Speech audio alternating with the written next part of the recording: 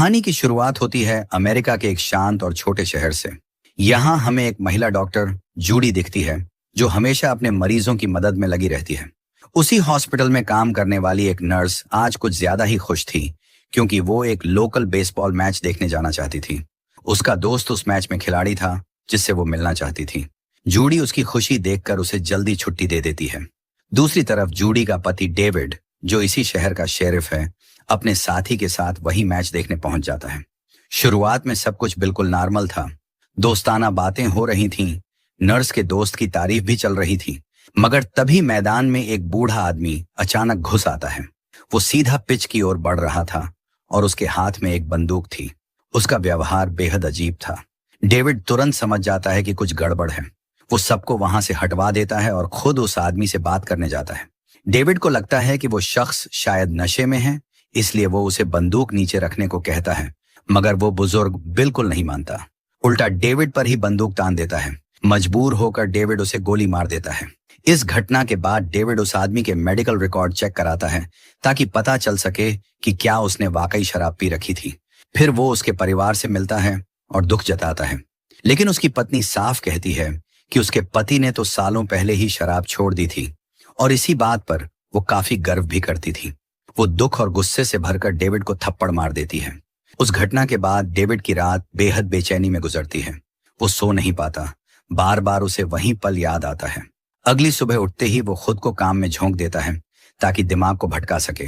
Judy उसे समझाती है कि उसने कुछ गलत नहीं किया। अगर वो वक्त पर न रुकता तो शायद कई लोगों की जान चली जाती। फिर डेविड ऑफिस के लिए निकल पड़ता है। ऑफिस पहुंचते ही उसे एक मेडिकल कॉल आती है, जिसमें बताया जाता है कि उस बूढ़े आदमी के खून में जरा भी शराब नहीं थी, और ये रिपोर्ट 2 बार जांच के बाद आई है। ये सुनते ही डेविड हैरान रह जाता है। अब वो समझ नहीं पाता कि अगर आदमी नशे में नहीं था तो उसने ऐसा अजीब व्यवहार क्यों किया। जवाब ढूंढने के लिए वो वापस उसी जगह पहुंचता है जहां ये सब हुआ था। मैदान पर उसे शहर का स्कूल प्रिंसिपल अकेले बैठा दिखाई देता है। उसकी हालत भी कुछ ठीक नहीं लग रही थी। वो पूरी तरह गुमसुम था, जैसे कुछ सोच में डूबा हो। डेविड को कई बार उसका नाम पुकारना पड़ता है, तब जाकर वो थोड़ा होश में आता है। डेविड को अब शक होने लगा था कि कुछ तो जरूर गड़बड़ है। उधर दूसरी ओर हॉस्पिटल में जूडी एक नए केस को देख रही होती है। इस बार एक और आदमी को उसकी पत्नी चेकअप के लिए लाई थी, जिसका नाम था बिल। बिल बहुत ही शांत और थका हुआ नजर आ रहा था, और बार बार एक ही बात दोहरा रहा था कि मेरी पत्नी बेवजह परेशान हो रही है, मुझे कुछ नहीं हुआ। जब जूडी कुछ और सवाल पूछती है तो वो फिर से वही जवाब दोहराता है, जिससे उसकी हालत पर शक होने लगता है। अब हमें बिल का घर दिखाया जाता है। वहां रात के समय अजीब सी सन्नाटा था। उसकी पत्नी को महसूस होता है कि कुछ बहुत गलत होने वाला है। जब वो बाहर जाती है तो देखती है कि खेतों में काम करने वाली बड़ी मशीनें बिना किसी वजह के चालू हैं। वो घबराकर बिल को ढूंढने लगती है। तभी घर के अंदर से उसे अपने बेटे की आवाज सुनाई देती है, जो माँ को बुला रहा होता है। वो भागकर ऊपर जाती है और बेटे को ढूंढती है, जो एक कमरे में छिपा हुआ होता है। मगर बेटा अपनी माँ को चुप रहने का इशारा करता है, क्योंकि बिल उस वक्त चुपचाप हाथ में चाकू लिए घूम रहा होता है। डर से कांपती हुई माँ अपने बेटे को लेकर अलमारी में छिप जाती है। लेकिन तभी उन्हें बिल के आने का एहसास होता है, क्योंकि सीढ़ियों पर उसके कदमों की आवाजें गूंजने लगती हैं। थोड़ी ही देर में बिल उन दोनों को ढूंढ निकालता है, कमरे का दरवाजा बाहर से बंद कर देता है और पूरे घर में पेट्रोल छिड़क देता है। इसके बाद वो आग लगा देता है, और इसी आग में उसकी पत्नी और बेटा जिंदा जलकर मर जाते हैं। इसी दौरान जब घर में आग लगी होती है तो जूडी और डेविड भी मौके पर पहुंच जाते हैं। जलते हुए घर को देखकर वो वहां खड़े लोगों से पूछताछ करते हैं। उन्हें पता चलता है कि बिल कुछ देर पहले तक घास काट रहा था और उसी दौरान उसके घर में आग लग गई। डेविड और जूडी फौरन बिल के पास जाते हैं और उससे सीधे सवाल करते हैं, लेकिन बिल का रवैया अजीब होता है। वो कुछ जवाब देने के बजाय बस खाली निगाहों से देखने लगता है और बच्चों जैसी हरकत करने लगता है। ये देखकर जूडी को बहुत गुस्सा आता है, क्योंकि अब बात सिर्फ अजीब नहीं, डरावनी लगने लगी थी। लेकिन ये घटनाएं यहीं नहीं रुकती। शहर के कुछ लोग पास की नदी में शिकार कर रहे थे। तभी उन्हें वहां एक अजनबी की लाश मिलती है, और ये कोई आम लाश नहीं थी, बल्कि एक पायलट की बॉडी थी। डेविड और उसका साथी जब इस बात की जानकारी पाते हैं तो वो तुरंत एक नाव लेकर नदी की तरफ रवाना हो जाते हैं, ताकि जांच की जा सके कि माजरा क्या है। नदी में जाते हुए उन्हें पानी के बीचों बीच एक टूटा फूटा प्लेन दिखता है, जो वहीं गिरा हुआ था। वो विमान शायद कुछ दिनों पहले ही क्रैश हुआ था, लेकिन किसी को इसकी खबर तक नहीं थी। तभी एक ड्रोन आसमान से उन पर नजर रखने लगता है। डेविड को धीरे धीरे एहसास होने लगता है कि इस शहर में कोई बहुत बड़ी चीज छुपाई जा रही है। फिर कुछ समय बाद उन्हें एक चेतावनी मिलती है जिसमें कहा गया है कि पूरे शहर में एक रहस्यमय संक्रमण फैल चुका है। एक ऐसा वायरस जो इंसानों के दिमाग को बर्बाद कर देता है, जिससे वो हिंसक, खतरनाक और अजीब व्यवहार करने लगते हैं। अब डेविड की चिंता और बढ़ जाती है। वो इस बात की तह तक जाना चाहता है कि ये वायरस आखिर फैला कैसे। जांच के दौरान उसे पता चलता है कि पूरे शहर को पानी उसी नदी से सप्लाई होता है जहां प्लेन क्रैश हुआ था।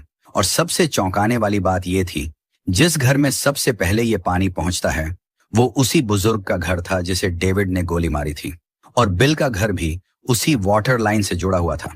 अब सारा माजरा डेविड की समझ में आने लगता है। वो फौरन शहर के मेयर के पास पहुंचता है और कहता है कि पानी की सप्लाई तुरंत बंद करवाई जाए। डेविड उन्हें समझाता है कि नदी में जो प्लेन क्रैश हुआ था उसी से पानी जहरीला हो गया है और इसी वजह से शहर के लोग एक एक करके मानसिक रूप से बीमार हो रहे हैं। डरावनी बात यह थी कि अभी तक किसी को नहीं पता था कि यह वायरस असल में है क्या, और इसका इलाज भी किसी के पास नहीं था। जब डेविड मेयर से कहता है कि शहर की पानी सप्लाई तुरंत बंद करनी चाहिए, तो मेयर इसका विरोध करता है। उसका कहना था कि अगर पानी बंद किया गया तो खेत सूख जाएंगे, फसलें बर्बाद हो जाएंगी और पूरा शहर तबाही की कगार पर आ जाएगा। वो डेविड की बात मानने को तैयार नहीं होता और कहता है, माफ करना, लेकिन मैं पानी बंद नहीं कर सकता। डेविड इस जवाब से काफी निराश होता है, लेकिन अब हालात ऐसे नहीं थे कि वो सिर्फ आदेशों पर चले, इसलिए वो खुद एक्शन लेने का फैसला करता है।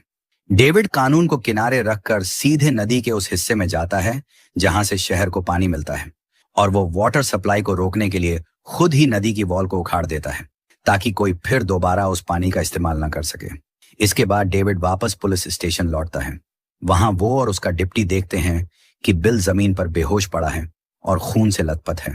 वो सोचते हैं कि शायद उसकी मौत हो चुकी है, लेकिन जैसे ही वो उसके पास जाते हैं, बिल अचानक उठकर उन पर हमला कर देता है। उसकी आंखों में हिंसा और पागलपन झलक रहा था। अब डेविड को यकीन हो गया कि बिल भी उसी वायरस से संक्रमित हो चुका है। डेविड जैसे ही मदद के लिए कॉल करना चाहता है, उसे एहसास होता है कि उसके फोन में नेटवर्क ही नहीं है। ना कॉल जा रही है, ना इंटरनेट चल रहा है। जब वो बाहर आता है तो देखता है कि पूरा शहर वीरान हो गया है। सड़कों पर सन्नाटा पसरा है और कहीं भी कोई इंसान नहीं दिख रहा। इसी बीच डेविड देखता है कि एक अजनबी गाड़ी में बैठकर उसकी तस्वीरें खींच रहा है। डेविड उसके पीछे दौड़ता है, लेकिन तब तक वो गाड़ी फर्राटे से निकल जाती है। इसके बाद डेविड मेडिकल लैब पहुंचता है, ये जानने के लिए कि उस पहले बुजुर्ग मरीज की बॉडी से क्या जानकारी निकली, लेकिन वहां हालात और भी खतरनाक हो चुके थे। एक आदमी जो बुरी तरह जख्मी था जमीन पर पड़ा कराह रहा था। तभी पीछे से वही डॉक्टर आता है, मगर अब वो इंसान नहीं, वायरस से बुरी तरह संक्रमित हो चुका था। डॉक्टर एक बड़े चाकू जैसे कट्टर से डेविड पर हमला कर देता है, उसे मारने की कोशिश करता है। बड़ी मुश्किल से डेविड खुद को बचाता है और आखिरकार डिप्टी की मदद से डॉक्टर को मार गिराता है। अब हालात इतने बिगड़ चुके थे कि डेविड को समझ आ गया, ये शहर अब रहने लायक नहीं रहा। वो तुरंत घर जाता है और जूडी से कहता है कि अब वक्त है यहां से निकलने का। वो चाहता है कि जूडी अपने माँ बाप के पास चली जाए ताकि वो सुरक्षित रहे, लेकिन जूडी इनकार कर देती है क्योंकि वो डेविड को अकेले नहीं छोड़ना चाहती थी। तभी जूडी घर की खिड़की से बाहर किसी को देखती है। कोई छिपकर उन्हें देख रहा था, लेकिन पलक झपकते ही वो गायब हो जाता है। डेविड फौरन बाहर निकलता है और आसपास जांच करता है कि कौन था वो, मगर इससे पहले कि वो कुछ समझ पाता, एक सैन्य यूनिट अचानक वहां पहुंचता है और डेविड और जूडी दोनों को पकड़कर हिरासत में ले लेता है। डेविड और जूडी को आर्मी के जवान एक बस में बिठाकर ले जाते हैं। वहां डिप्टी भी पहले से मौजूद था, जो बताता है कि उसे भी जबरदस्ती उठाकर लाया गया है। अब उन तीनों को एक ऐसी जगह ले जाया जाता है जिसे अस्थायी आर्मी कैंप बना दिया गया था। असल में वो जगह पहले एक स्कूल हुआ करती थी, लेकिन अब टेंट्स से घिरी एक मेडिकल और मिलिट्री जोन में बदल चुकी थी। यहाँ डॉक्टर्स और सैनिक मिलकर हर इंसान का मेडिकल चेकअप कर रहे थे। खून, शरीर का तापमान और रेडिएशन तक नापा जा रहा था। जिनका बॉडी टेम्परेचर ज्यादा निकलता, उन्हें तुरंत बाकी लोगों से अलग कर दिया जाता, मानो उन्हें बीमार घोषित कर दिया गया हो। बदकिस्मती से जूडी का तापमान थोड़ा ज्यादा होता है क्योंकि उसे कुछ दिनों से बुखार था, लेकिन सैनिक बिना उसकी बात सुने उसे डेविड से अलग कर देते हैं। डेविड रोकने की कोशिश करता है, उनसे भिड़ जाता है, लेकिन सैनिक उसे पीटकर बेहोश कर देते हैं। जूडी को अब एक आइसोलेशन रूम में रखा जाता है, जहां उसके साथ दूसरे बीमार माने जा रहे लोग पहले से मौजूद थे। वो बार बार समझाने की कोशिश करती है कि उसे सिर्फ बुखार है, वो इन्फेक्टेड नहीं है, लेकिन वहां उसकी कोई नहीं सुनता। जब डेविड को होश आता है तो खुद को ऐसे सेक्शन में पाता है जहां स्वस्थ माने गए लोगों को पहचान के लिए एक खास ब्रेसलेट पहनाया जा रहा था। इन लोगों को दूसरे शहर भेजा जा रहा था ताकि बीमारी से दूर रखे जा सके, लेकिन डेविड अपनी पत्नी को यूं छोड़कर जाने वाला नहीं था, इसलिए वो वहां से भागने का प्लान बनाता है। उधर अचानक कैंप के बाहर एक गाड़ी आकर अंदर घुसने की कोशिश करती है। वो गाड़ी टेंट्स और फेंसिंग को तोड़ती हुई अंदर आती है। इस हमले से पूरे कैंप में अफरा तफरी मच जाती है। सैनिक और डॉक्टर्स हालात संभाल नहीं पाते और कई जगहों से भाग जाते हैं। इसका फायदा ये होता है कि जिन लोगों को इन्फेक्टेड मानकर कैद किया गया था, वो कमरे खाली होने के बाद वहीं छूट जाते हैं। अब डेविड जूडी को बचाने का पक्का इरादा करता है। वो वापस पुलिस स्टेशन पहुंचता है, वहां से अपनी गन उठाता है और निकल पड़ता है अपनी पत्नी को बचाने। इस मिशन में उसका साथ देता है उसका भरोसेमंद साथी डिप्टी।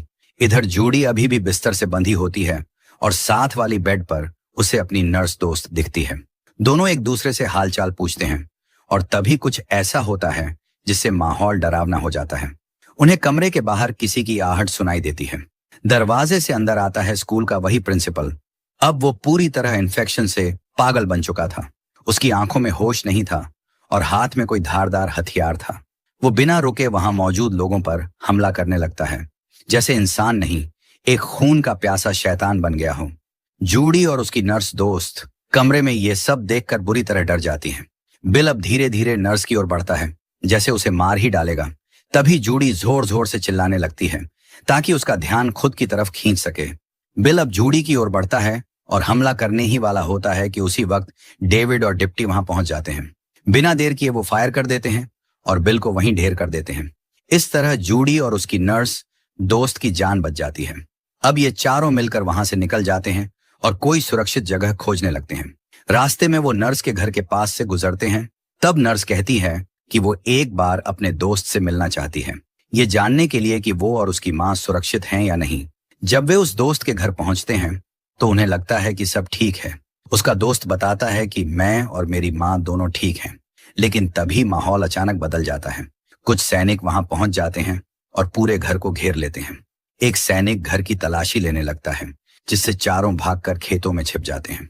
इधर सैनिक घर में उसकी मां को पकड़ लेते हैं और तुरंत उसका खून टेस्ट करने लगते हैं। ये देखकर नर्स का दोस्त मां को बचाने दौड़ पड़ता है, लेकिन सैनिक दोनों को गोली मार देते हैं और उनके शरीर को वहीं जला देते हैं, जैसे उन्हें इंसान नहीं कोई खतरा समझा गया हो। ये सब देखकर चारों बुरी तरह सहम जाते हैं।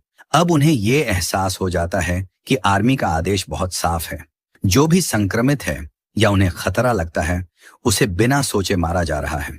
अगले दिन डेविड सबको लेकर एक ऐसी जगह ले जाता है जो उसने पहले अपने होने वाले बच्चे के लिए तैयार की थी, एक छोटा और सुरक्षित घर।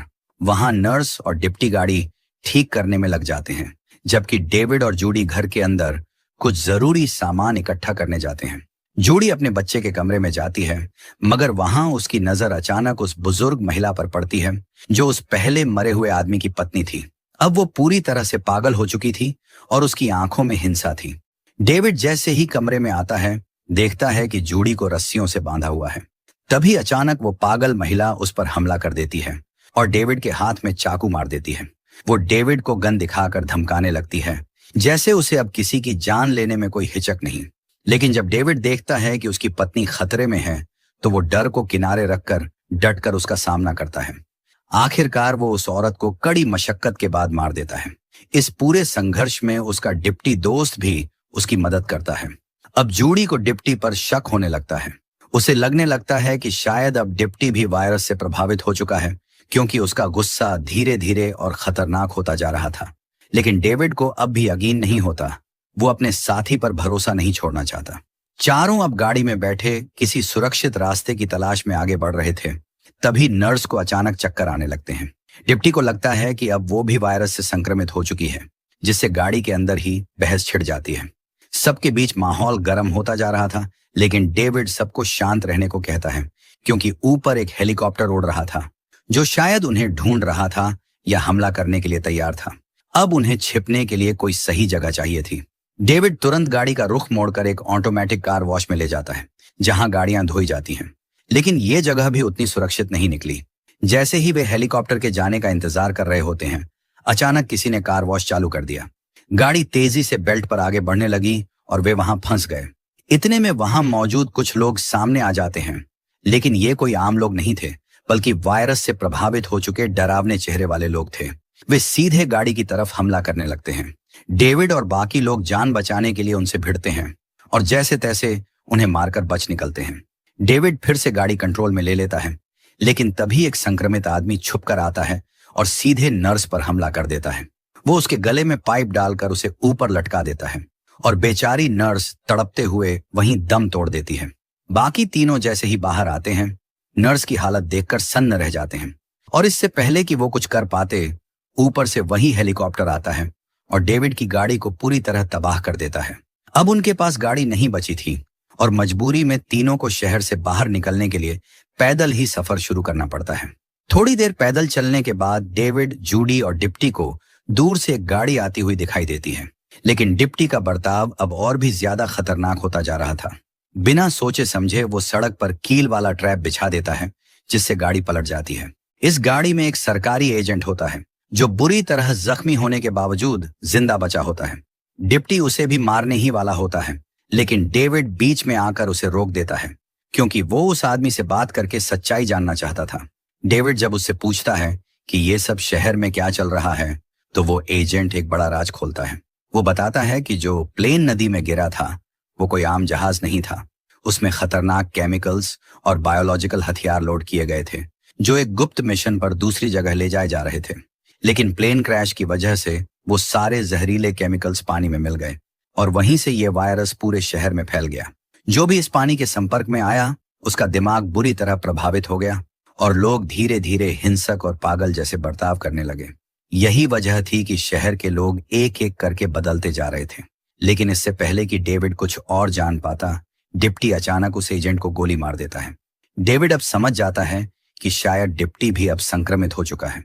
वो चुपचाप उसकी बंदूक लेने की कोशिश करता है, लेकिन डिप्टी फिर से बंदूक उठा लेता है और अब सारे हथियारों पर उसका कंट्रोल हो जाता है।